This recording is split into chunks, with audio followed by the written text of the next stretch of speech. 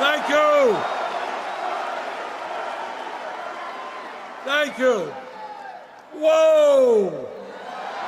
Unbelievable. This is an unbelievable turnout. Let me thank Dinah and Jaime and Mia and Simone for those wonderful introductions. And that is what this campaign is about. It's bringing people together.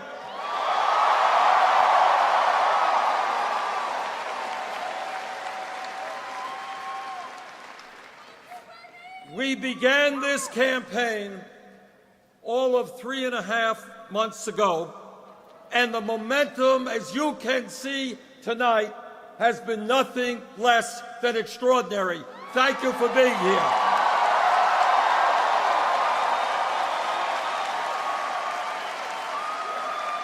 We have had great crowds in my hometown of Burlington, Vermont. All right. In Minneapolis, in Denver, in Madison,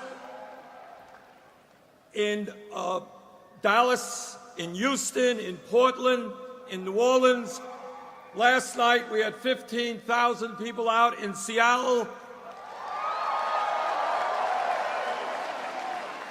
Portland, you have done it better than anyone else.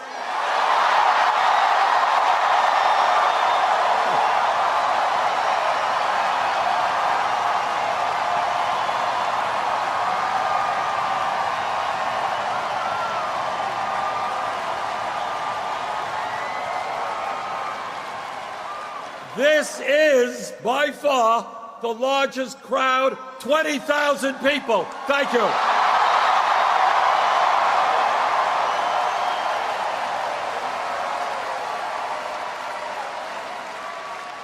And let me begin by reiterating a point that Simone and others have made. And let me make it very clear, simple, and straightforward. There is no president who will fight harder to end institutional racism in this country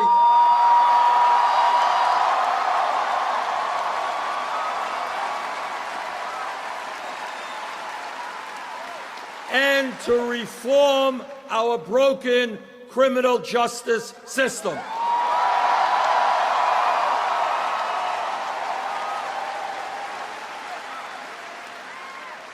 Today in America, we have the unfortunate distinction of having more people in jail than any other country on earth. I want to see this country not have more people in jail, but have jobs and education rather than incarceration.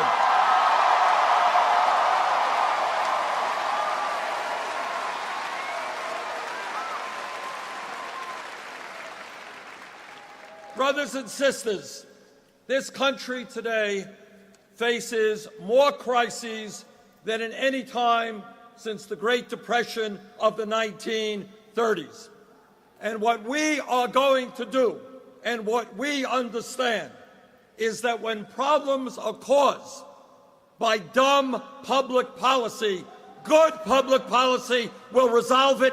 And today we're coming together to develop good public policy.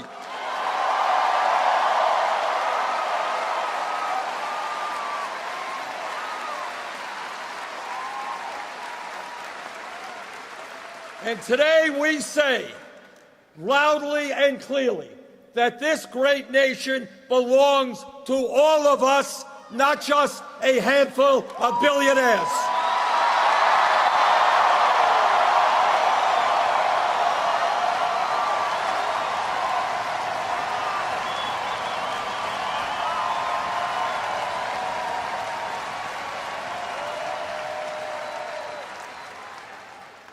Today we live in the wealthiest nation in the history of the world, but few people understand that or feel that because almost all of the wealth is controlled by a handful of people, and together we are going to change that.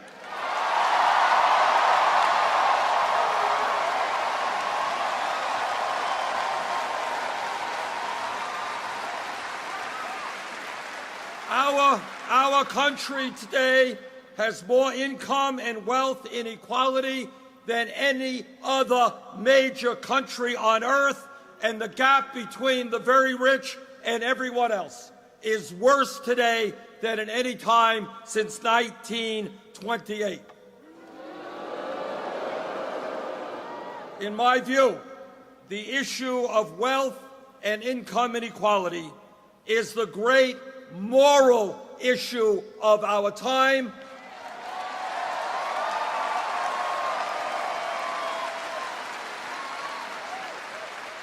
And we are going to inject the issue of morality into politics today.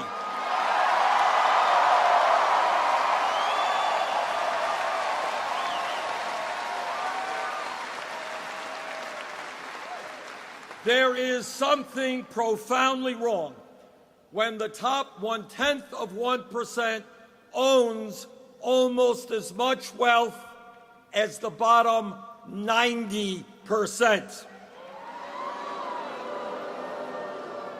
There is something profoundly wrong when over 50% of new income generated today goes to the top 1%.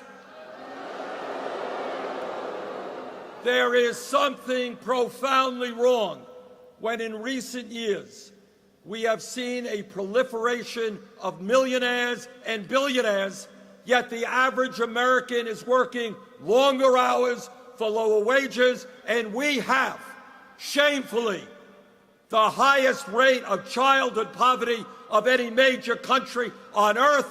That has got to change. That will change.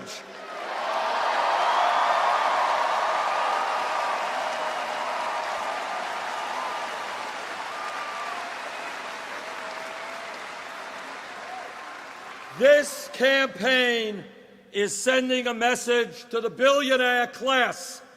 Yes, we have the guts to take you on.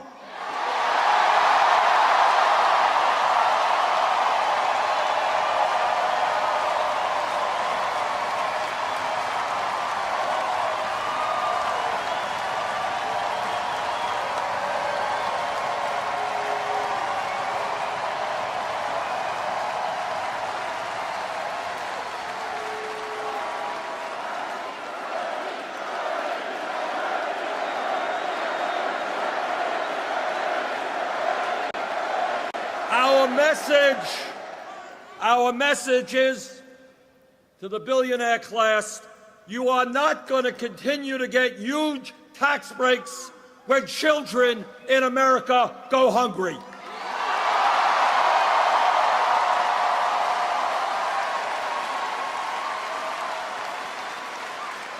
You are not going to continue shutting down factories in America, sending out jobs abroad when millions of Americans are in desperate need of good-paying jobs.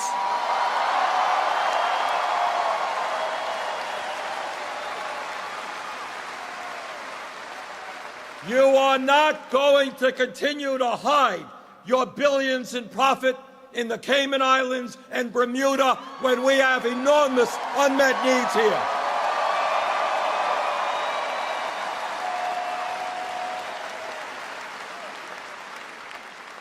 The greed of the billionaire class in corporate America is destroying this country. Enough is enough. It's going to end.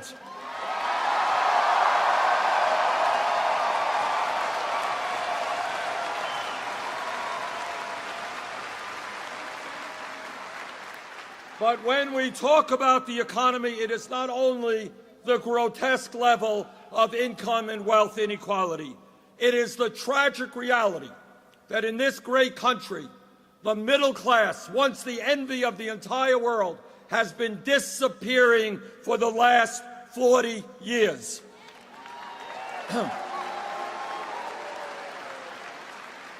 Despite exploding technology and increased worker productivity, median family income today is almost $5,000 less than in 1999. In my state of Vermont and here in Oregon, it is not unusual to see people not just working one job, working two jobs, working three jobs, trying to cobble together some income and some health care.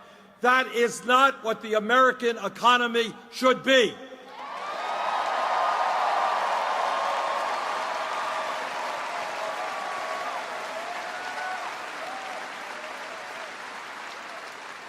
We need an economy that works for working people, not just billionaires.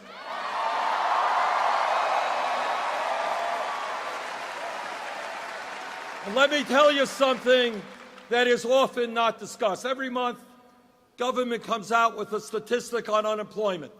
Last statistic said that official unemployment was 5.3%. But what they forgot to tell you is that statistic did not include those people who have given up looking for work, those people who are working part-time. Add it all together, real unemployment is over 10%.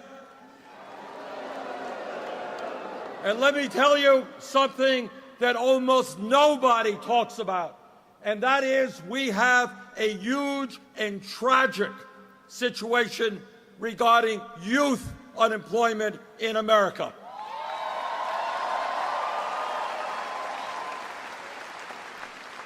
Last month, I asked the Economic Policy Institute to do a study to find out what real youth unemployment and underemployment was in America. And this is what they came up with. For kids who are high school graduates between 17 and 20, if you're white, real unemployment, 33%. If you are Hispanic, real unemployment, 36%. If you are African American, real unemployment for those kids, 51%. We cannot turn our backs on an entire generation of young people.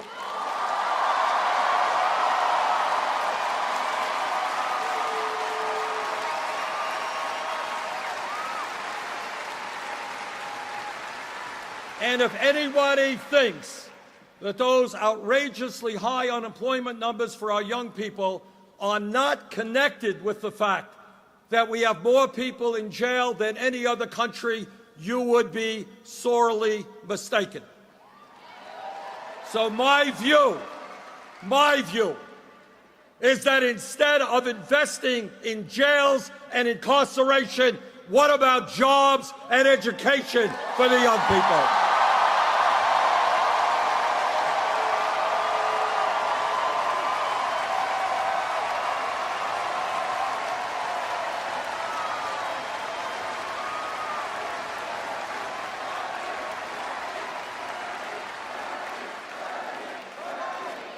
I do not want the United States to continue to have the distinction of having more people in jail, more lives ruined than any other country. I want our country to have the distinction of having the best educated population on earth.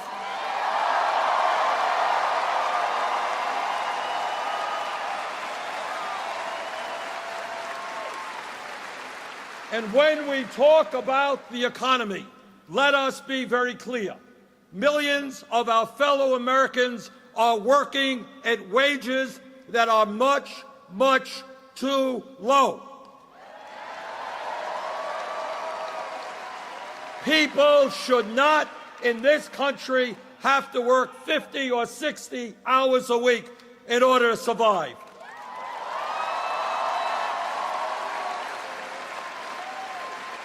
The federal minimum wage of $7.25 an hour is a starvation wage. It has got to be raised to a living wage.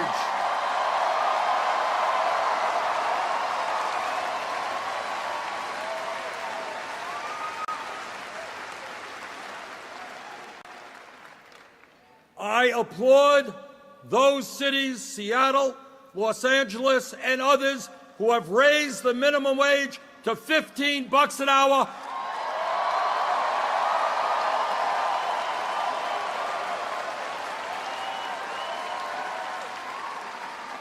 And that is exactly what we will do at the federal level. $15 for all Americans.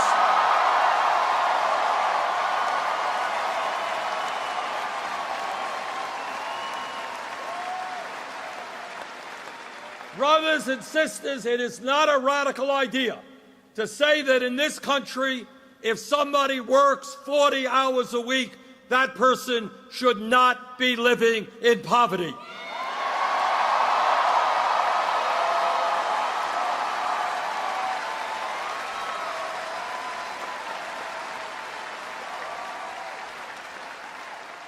And when we talk about decent and fair wages, there is another injustice that we must address. And men, talking to the guys now, stand with the women and demand pay equity for women workers.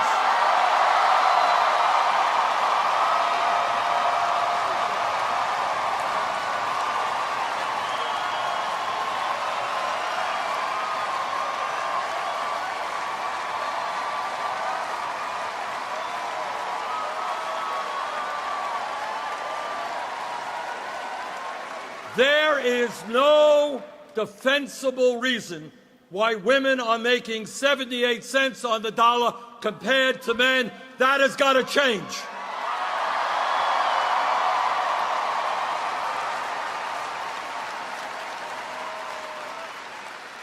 Now, I know that many of you have heard my Republican colleagues talk about family values. That's right.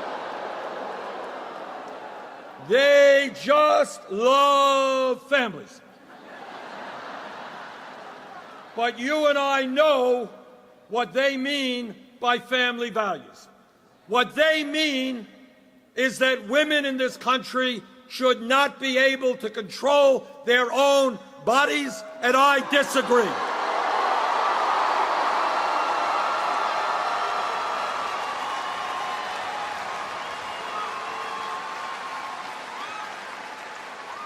What they mean is that women are not smart enough to be able to purchase the contraceptives they need. I disagree.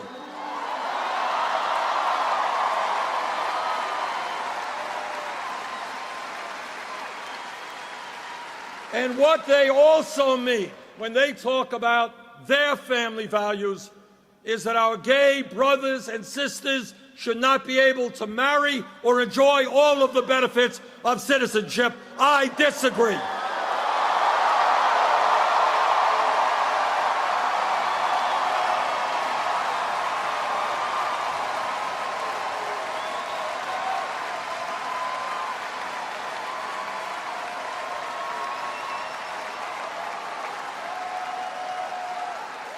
I have 4 kids and 7 beautiful grandchildren. My wife Jane and I have been married for 27 years. We believe in family.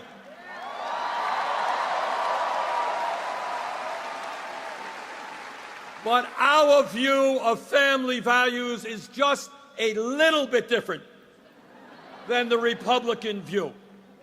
In my view, when we talk about family values, we must end the international embarrassment of the United States of America being the only major country on earth that does not guarantee workers paid medical and family leave.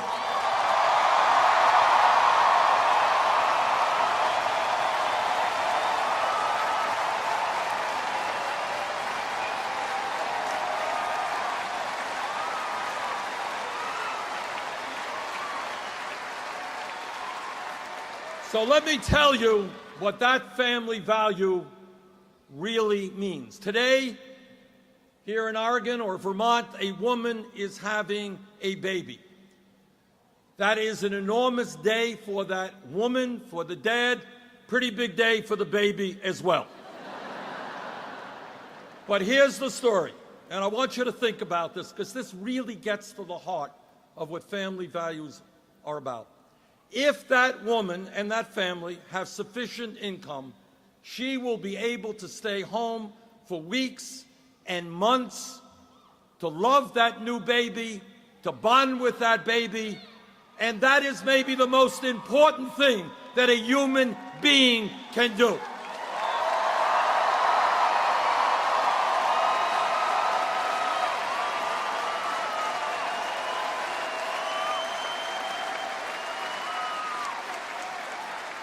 But, and here's the but, if that woman in Vermont, in Oregon, does not have sufficient income, that woman will be forced to separate herself from her newborn baby and go back to work in 5 days, 8 days, 2 weeks.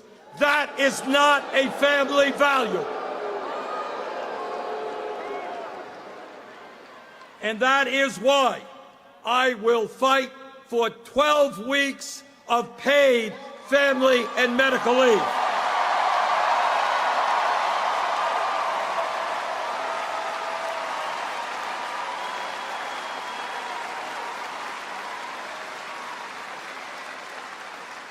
Allowing a mom and a dad to know their newborn baby is a family value if that expression means anything.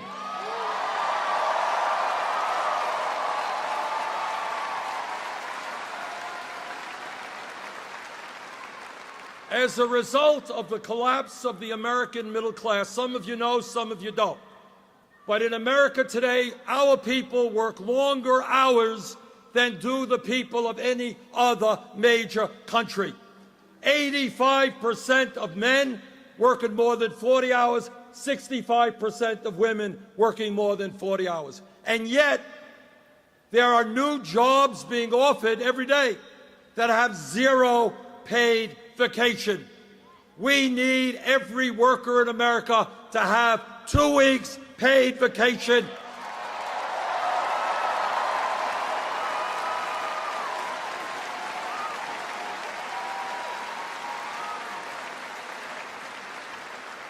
And we need paid sick leave for every American worker as well.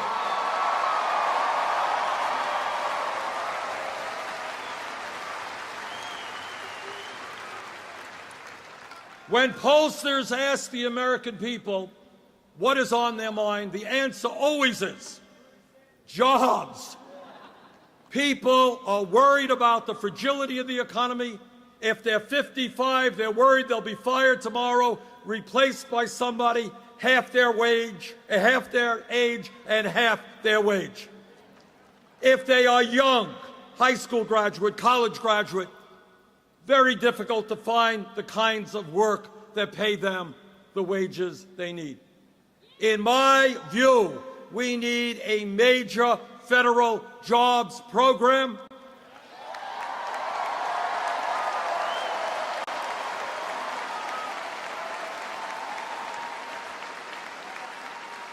A program which rebuilds our crumbling roads and bridges and water systems and wastewater plants.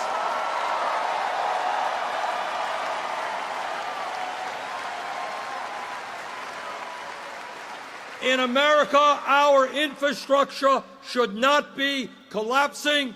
We have introduced legislation, $1 trillion over 5 years, creating up to 13 million decent-paying jobs.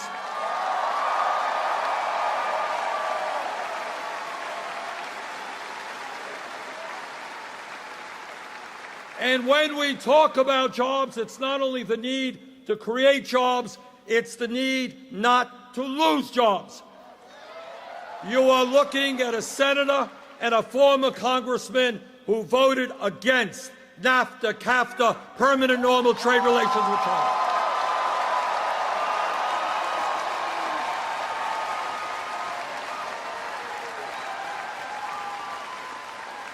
And I will help lead the effort against the disastrous Trans-Pacific Partnership.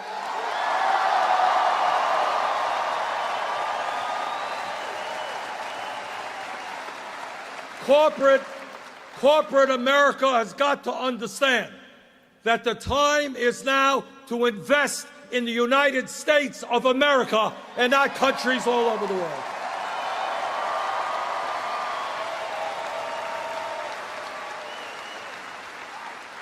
And brothers and sisters, when we talk about greed, when we talk about arrogance, when we talk about thievery, these are just some of the words to describe what goes on in Wall Street.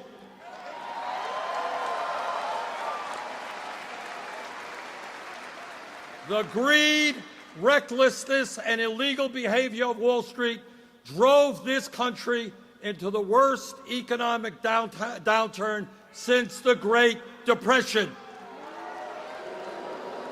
And today, I find it interesting, by the way, that we see kids getting criminal records for having marijuana, but the CEOs of these large institutions get away with nothing.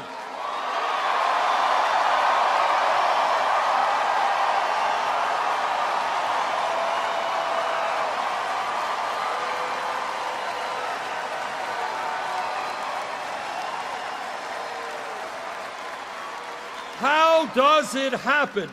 How does it happen that when these CEOs and big-time executives on Wall Street destroy the economy, resulting in millions of Americans losing their jobs, their homes, their life savings, nothing happens to them except they end up making more money now than they did before? That is going to change.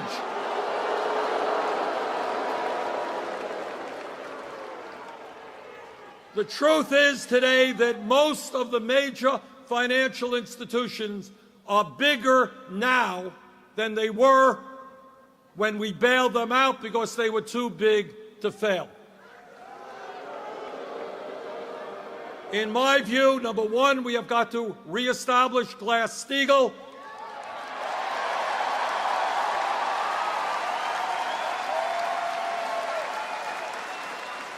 But most importantly, we have got to break these financial institutions up.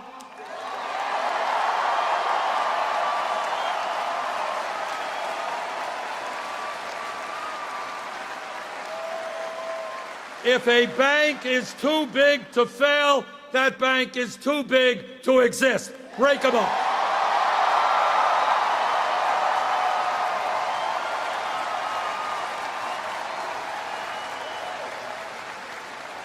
We need a financial system in which banks invest in small and medium-sized businesses, helping people buy their homes, not an island unto themselves.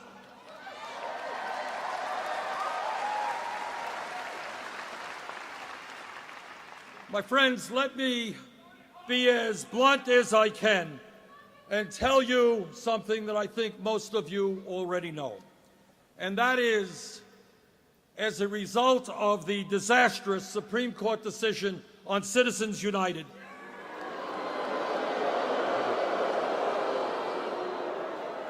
as a result of that decision, the American political system has been totally corrupted, and the foundations of American democracy are being undermined.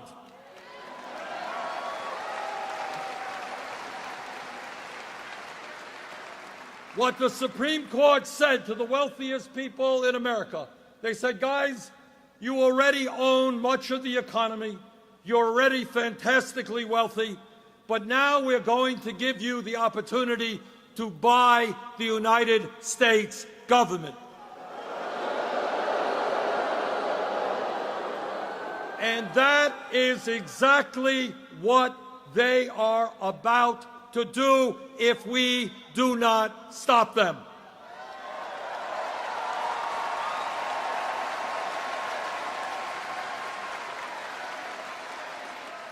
If you can believe it, one family, the Koch brothers, an extreme right-wing family,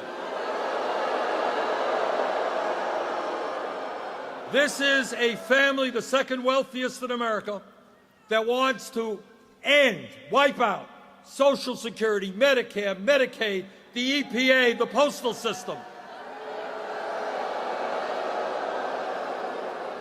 They think a $7.25 minimum wage is too high. They want to abolish the concept of the minimum wage. This one family in this election cycle is spending more money than either the Democratic Party or the Republican Party. When you have a multi-billionaire family spending more money than either of the two major political parties, that is not democracy, that is oligarchy, and that has got to end.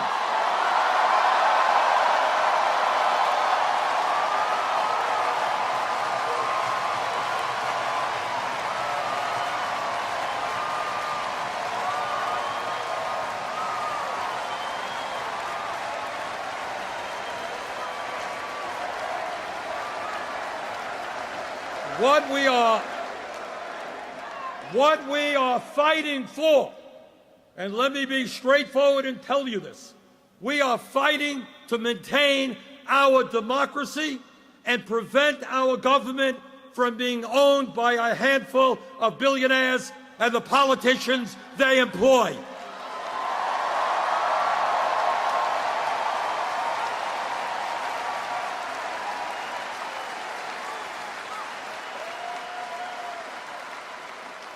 I have made very few campaign promises during this campaign, but I want to repeat one promise to you that I have made, and that is my nominees to the U.S. Supreme Court will in fact have a litmus test, and that test will be that they will have to tell the American people that their first order of business on the Supreme Court will be to overturn Citizens United.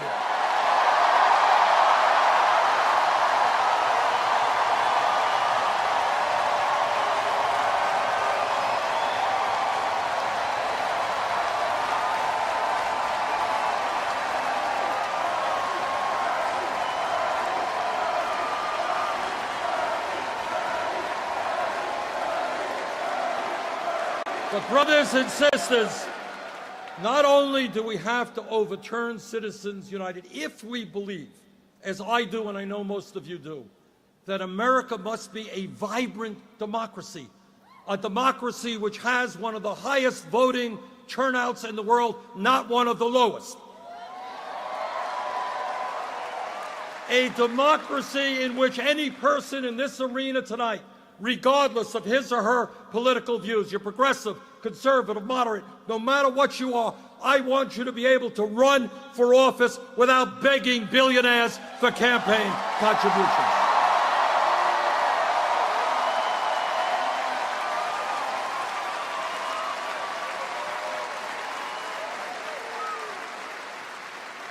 And that is why we must move to public funding of elections.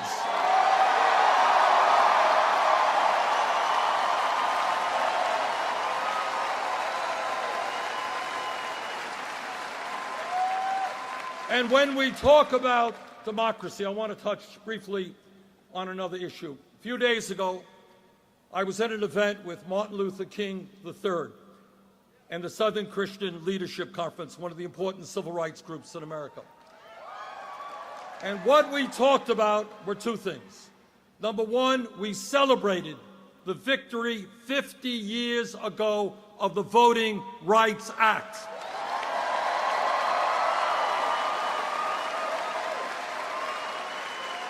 And what the Voting Rights Act did is it said that every American, regardless of the color of your skin, will have the right to vote.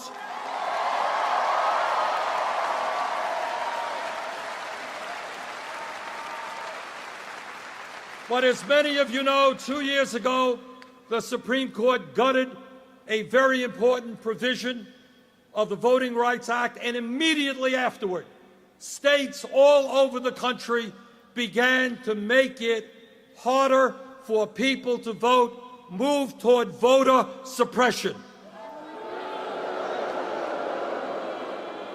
Now, in my view, voter fraud is a very serious crime, and people who commit it should be punished.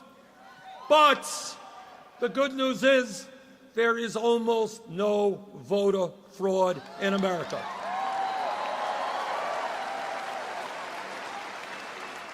But what these Republican governors and legislatures did is come up with all kinds of road barriers to make it harder for people of color, poor people, old people to vote. Suddenly you had to have all kinds of voter identification. Voting lists were purged if you didn't vote in the last few elections, and their goal was very clear. Their goal was to make it harder for people who would vote against them to participate in the political process. That was their goal. You know, I am a politician, and I've run in a lot of elections. I've won many, I've lost some. But it has never occurred to me that the way to win an election is to deny people who disagree with me the right to vote.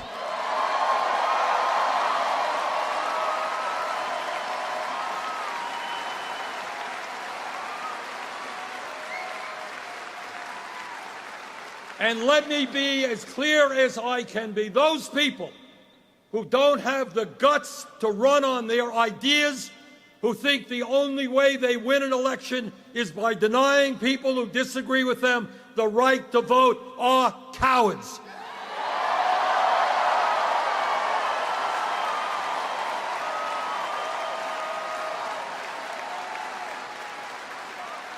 If you run for office, have the guts to stand behind your ideas. Don't be afraid of people coming out and voting against you.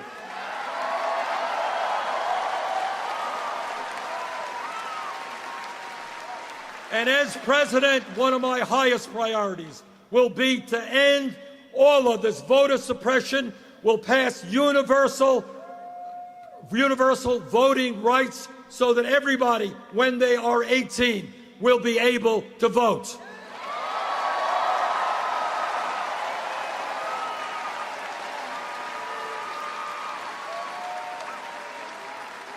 Brothers and sisters, all of you are aware that we live in a highly competitive global economy, and if this country is going to survive economically, we need the best educated workforce in the world.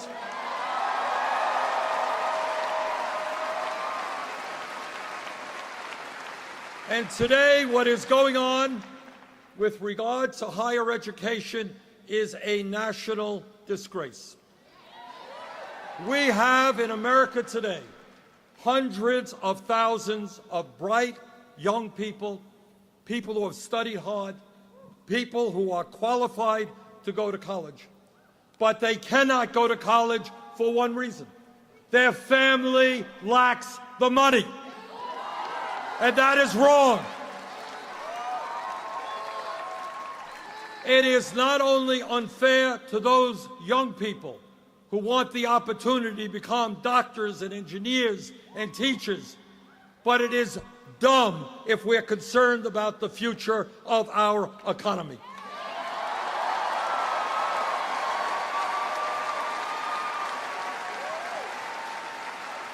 And that is why I have introduced legislation which does two things. First, it says that every public college and university in America will be tuition free.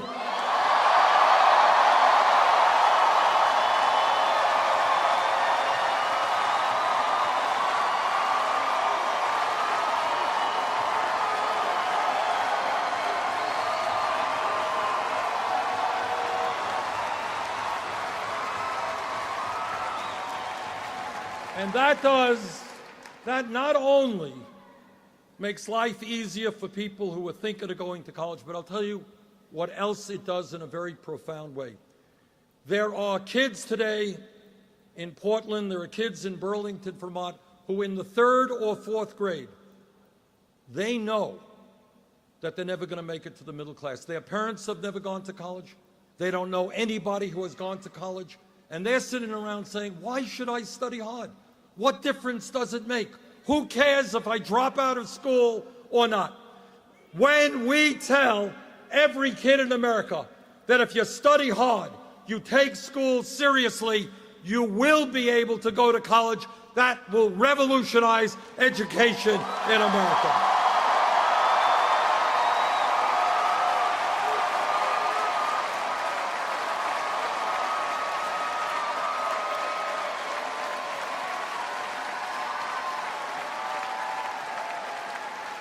And the other part of that legislation deals with another hugely consequential issue. There are millions of Americans today who are suffering under the burden of outrageous student debt.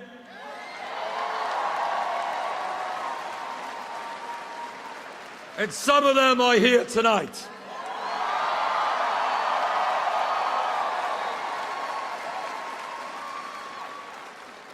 A couple of years ago, I had a meeting in Vermont, met with a number of young people.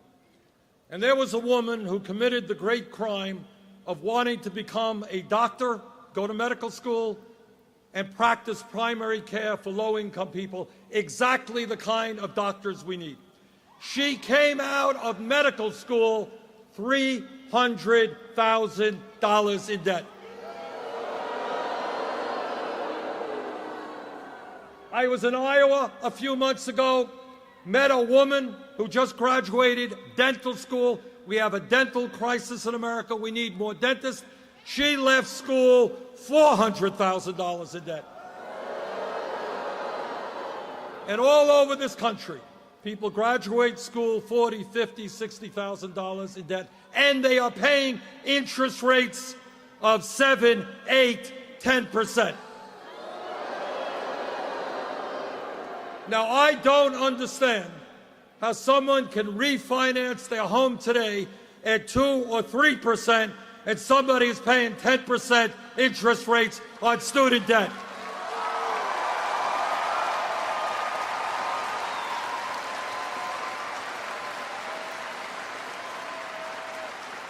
So this legislation deals with that issue in two ways. First, we are going to allow people with student debt to refinance at lower interest rates.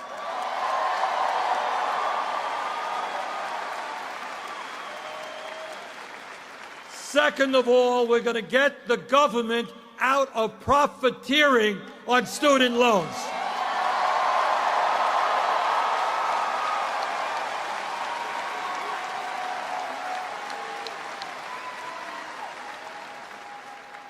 It makes no sense to me that we have millions of people who are paying 20, 25% of their limited income on student loans. That is going to change.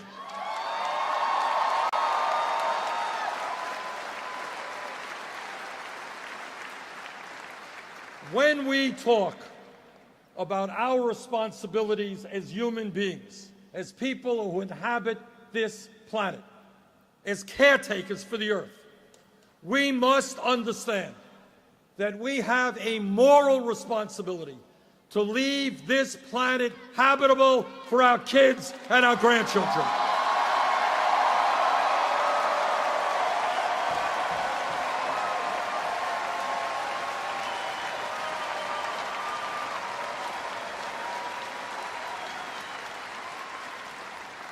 The scientific community, and I'm on both the Energy Committee and the Environmental Committee, and we talk to these guys all the time, they are virtually unanimous in telling us climate change is real, it is caused by human activity, it is already causing devastating problems, and we have a small window of opportunity to transform our energy situation and our energy system before the situation becomes much worse.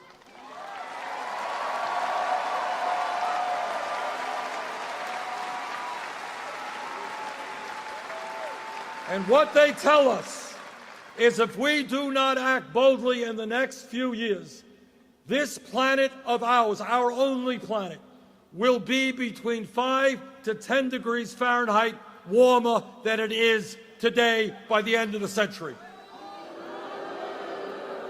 And what that means, picture what it means: more drought, more flood, more extreme weather disturbances, more rising sea levels, more acidification of the ocean, more international conflict as people fight for limited resources of water and land.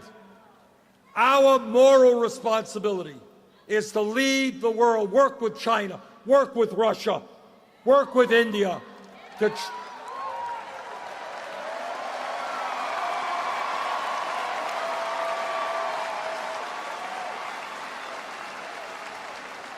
to move our energy system away from fossil fuel to energy efficiency and sustainable energy.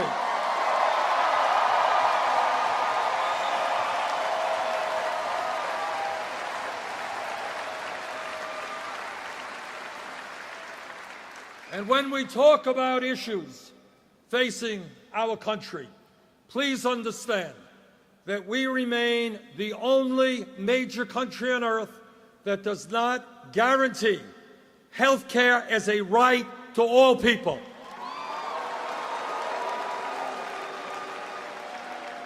The Affordable Care Act has made some progress, but 35 million still have no health insurance, and more are underinsured with high deductibles and high copayments. It is my view that health care is a right for all people.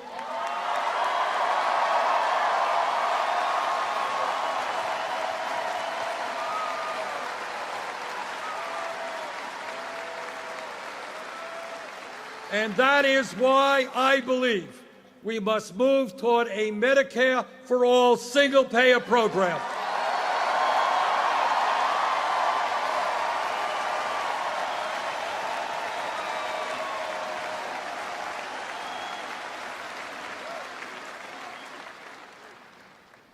I am the ranking member of the Budget Committee, which means I lead the Democrats in opposition. And let me tell you a word. It's important that you know what the priorities are of the Republican Party. During the budget process, what they passed was a budget which recommends to the appropriation committees to throw 27 million people off of health insurance. And when you ask them what happens to those people who no longer can get the Affordable Care Act or Medicaid, how many will die? How many will suffer? How many will end up in the hospital when they should not have to be there? Their answer basically is, we don't care. At a time when families cannot afford to send their kids to college, they cut Pell Grants by $90 billion over a 10-year period. At a time when families are struggling to put food on the table, half the kids in public schools are on free or reduced lunch programs, they made billions of dollars in cuts in nutrition programs. We have got to tell the Republicans and their corporate sponsors that those are not the priorities of the American people.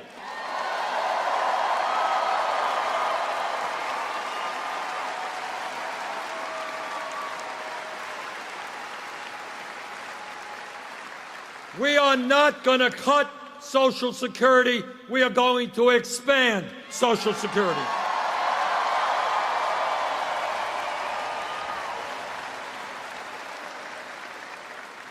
We are not going to cut benefits for veterans. We're going to make sure that every veteran gets the health care and benefits that they're entitled to.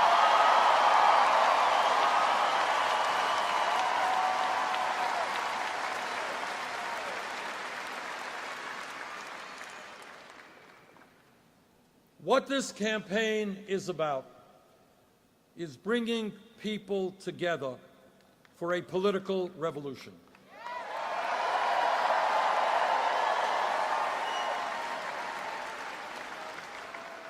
It means that while we may have differences of opinion on this or that issue, it is imperative that all of us stand together for our kids and our parents and create a nation in which everybody lives in dignity.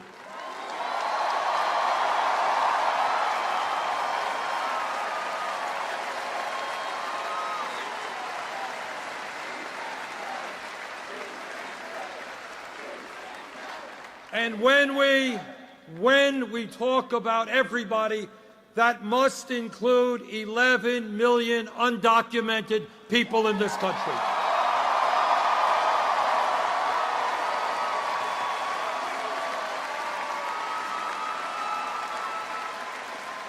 These people can no longer live in the shadows, can no longer be exploited, can no longer have their families divided.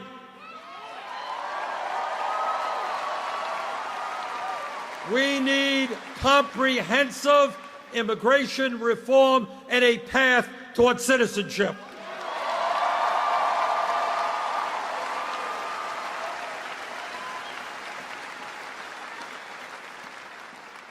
All of you know that this world is a crazy and dangerous world. We see horror after horror. We see what ISIS does. We see what the barbarity, the conflicts, people getting blown up all over the world. And nobody, I can assure you, has a magical answer to solving these issues. The other day, I talked to the President about his proposal to bring forth a process for Iran not to be able to get a nuclear weapon, but to do it without going to war.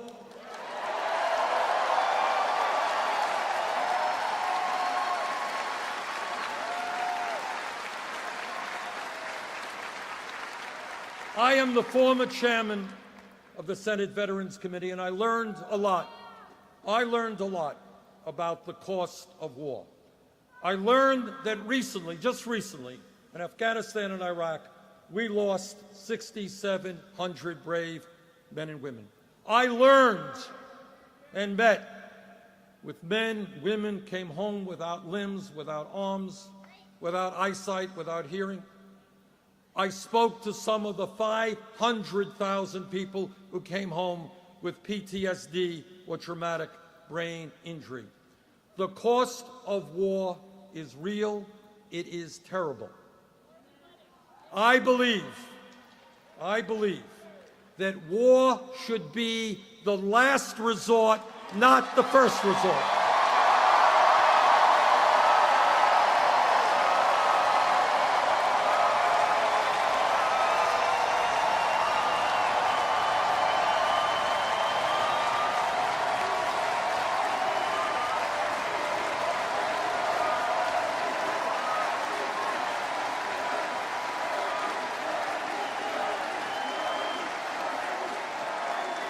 I cannot tell you, as somebody who voted against the war in Iraq, I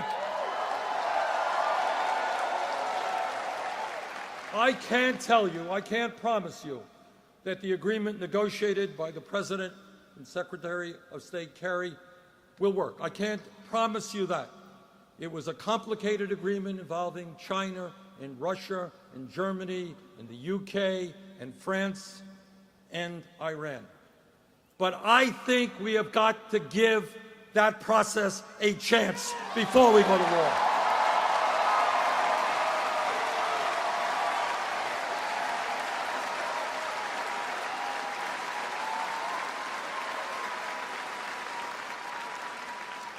Let me close by begging you to think big, not small. I want you to think of what this great country can be. We can be. And this is not utopian wishing. This is reality. We can be a nation which joins other nations around the world in guaranteeing health care to all people as a right.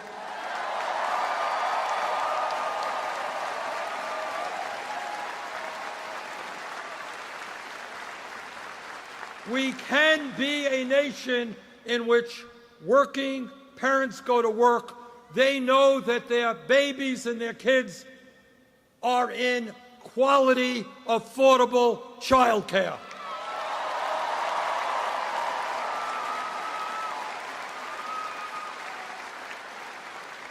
We can be a nation in which every American, regardless of his or her income, can get a college education.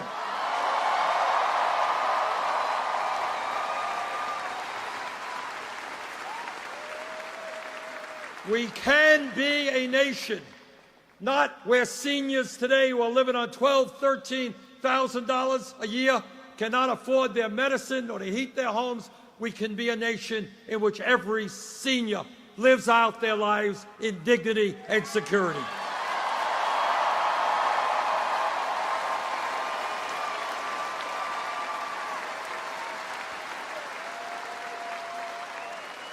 We can be a nation in where everyone, no matter their race, their religion, their disability, or their sexual orientation, realizes the full promise of equality that is our birthright as Americans.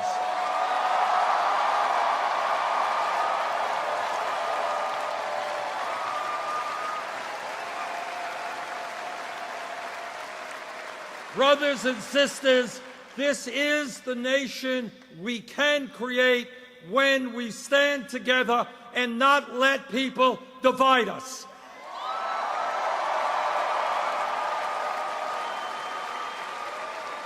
We cannot be divided by black and white, by native-born and by immigrant, by gay or straight, by male or female.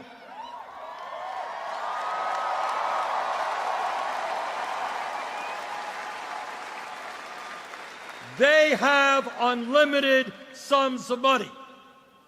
They own much of this country. They control much of the media. They are very powerful.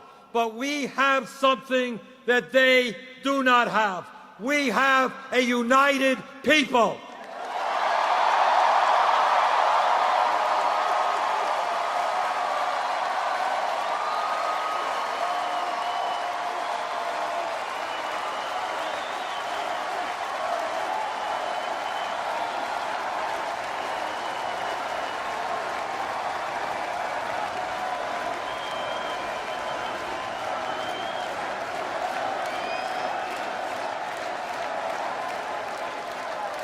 And when we stand together, not let little things divide us up, when we stand together, when we say enough is enough, this country belongs to all of us.